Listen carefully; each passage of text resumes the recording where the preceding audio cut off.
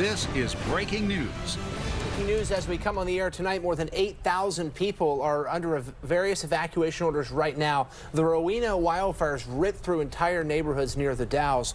Wildfire officials now confirm at least 49 homes are destroyed. More than 800 remain under threat. There is still no containment on the fire. It is burning aggressively through the Columbia River Gorge between Rowena and the Dalles. The fire climbing to upwards of 3,800 acres just 2 days after sparking. Low ground moisture and gusty winds only adding fuel to the rapidly spreading flames. Katu's on your side with complete coverage of the fire and its impacts on communities in the area tonight. We'll hear from firefighters about the challenges they're facing, the scope of evacuations, and the toll they're taking on families forced out of their homes. We'll also hear directly from some of the people hardest hit by the fire. We'll also look at how conditions in the area could affect efforts to get it under control tonight and into the weekend. We have team coverage of the rapidly changing situation tonight. K2's Shelby Slaughter will join us, as well as K2 meteorologist Dave Selesky in the studio. We start with K2's Christina Giardinelli. And Christina, some families are returning to their homes for the first time today in that area where you are, or in some cases what's left of them. Yeah, right. On a very limited basis, some families are being allowed to come back, get the medicines that they need, or look for their lost pets. Now, it's hard to imagine, but multiple generations of a family lived in under this roof. And when the rubble that you're seeing here, there was a roof, and multiple generations of this family lived here. Their family cat is still missing. Now, take a look at this picture here. This is what the house used to look like. Jeanette Duarte lived here with her 7-year-old daughter, her adult son, his wife, and her mother, her kid's grandmother. She was allowed back on site earlier today for the first time since the fire. We walked through what remains of the home she grew up in. She hoped to pass on to her kids someday. Devastation, loss of past, present, future. We've lived here for so long. It was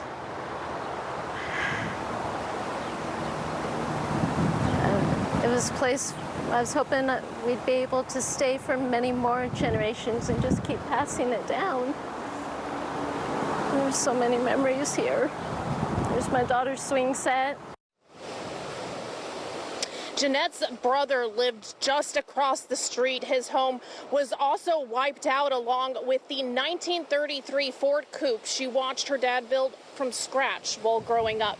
Now you can see across the street there, that same vehicle you just saw across the street. Jeanette was working when the fire broke out Wednesday. Her mother made it out with the family's dogs. They're still hoping their cat's alive. Unfortunately, her father's ashes are still somewhere in this rubble. We'll have more for you on this family story coming up at 5 and 6 o'clock. For now, live in Rowena, Christina Giardinelli, K2 News. It's so terrible for them. Thank you, Christina.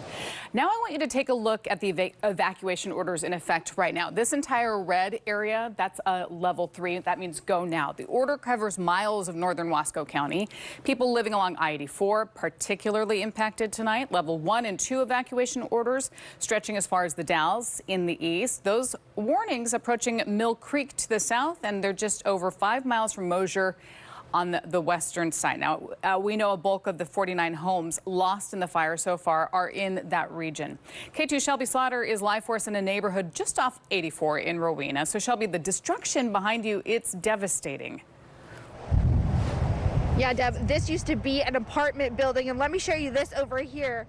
You can obviously see this truck was burned in the fire, and this right here, this is the rim of what used to be a tire, and this what is left of this building, that used to be a 2-story loft, now just reduced to ashes.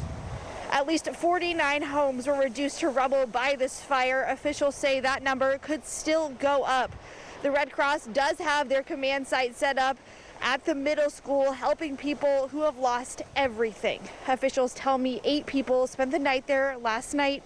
Most evacuees, though, just need help with the basics to get by until they figure out what's next.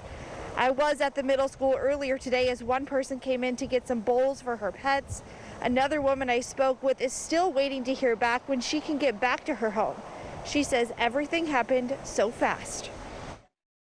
Well, I was outside trying to water my garden, and I smelled smoke, and I thought, I'm going to go in and shut the windows, and I did that, and I thought, well, maybe I better put some of my stuff in the car, because I have it packaged up, you know, my titles and medicine and stuff, and so I did that, and about then a police car came by and said, get out of here. So I got out as soon as I fed the cats and caught the ones I could, and then I just left. Now, I do want to just note the neighborhood that we are in is actually closed to the public. You can see the roads are vacant. We have fire trucks that are just driving by because they're working on getting rid of some of the hot spots. Some of the land here is still really hot. They're working on cooling that down from the fires, and also we've seen a couple down power lines as well. But of course, we'll be out here all afternoon bringing you the latest. Reporting live in Rowena, I'm Shelby Slaughter, K2 News. Fire crews tell us the last time this area burned this badly was in 2014. This is actually video from that fire, which was also called the Rowena Fire. It started along Highway 30 and grew to 2,600 acres within 24 hours of being spotted. It ended up burning 3,500 acres.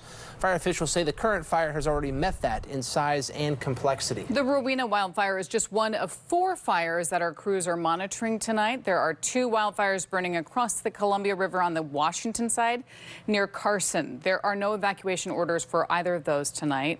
Meantime, a wildfire burning on the other side of the Dalles is forming some evacuations as well. The Ferry fire has nearly doubled in size. That's the one Deb's talking about in just the last 24 hours alone. Fire's burning near Cottonwood Canyon State Park on the John Day River. It's more than 9,000 acres in size. It is 5% contained. Evacuations are in place for parts of Sherman County. As of now, some buildings have burned. None have been lost. Storm Tracker 2 meteorologist Dave Selesky is tracking the conditions right now. Dave? It is the wind. It's another problem again out there today. You saw from the live shots from Shelby and Christina how that wind is still very, very hard and fast blowing throughout that area. So we'll show you what's going on right now from the live camera from Stacker Butte. This is sitting up on top of the Butte up there, about 3,500 feet above the Dalles. Currently, they have fair skies there. Not much smoke. That's good news compared to the past couple of days. 68 degrees the temperature, so things have cooled down. But again, hear the winds. They're out of the west-northwest now. Sustained wind speeds at 30, now gusting over 41 miles an hour in the Dalles at this time. And again, these peak winds past a few hours, here you go, around the region. There's the Dalles at 28. Even at Portland, we're seeing some pretty good west winds now at 21 miles an hour. We're seeing gusts down to 30 miles an hour in Hood River. 41 again for the Dalles and 32 miles an hour in the Pendleton area. Now, the winds will be tapering off once again, but likely not until later on this evening and going into early tomorrow on Saturday morning. But once again, like today, like yesterday, we'll see those winds begin to ramp up again with some afternoon heating across the area. And we will be seeing warmer temperatures returning to much of the area, especially on Sunday with daytime highs likely into the mid to upper 80s. And our smoke plume out of that fire, there you see the Rowena Fire. That smoke plume now reaching all the way across the Columbia Basin, getting out as far east, almost out towards the Baker City and LeGrand area. And again, this fire is 0% contained at this hour. So bottom line here is for this strong winds to taper off a little bit towards the weekend, but they continue this evening. Gusts 30 to 40 miles an hour. Warm temperatures, low humidity. Not good news for firefighters there. Dry skies continue. Also not good news for firefighters. But the one small piece of good news we do have that I do think that by Sunday, when temperatures are ramping up in the mid 80s, those east winds will finally, west winds in the gorge will finally taper off.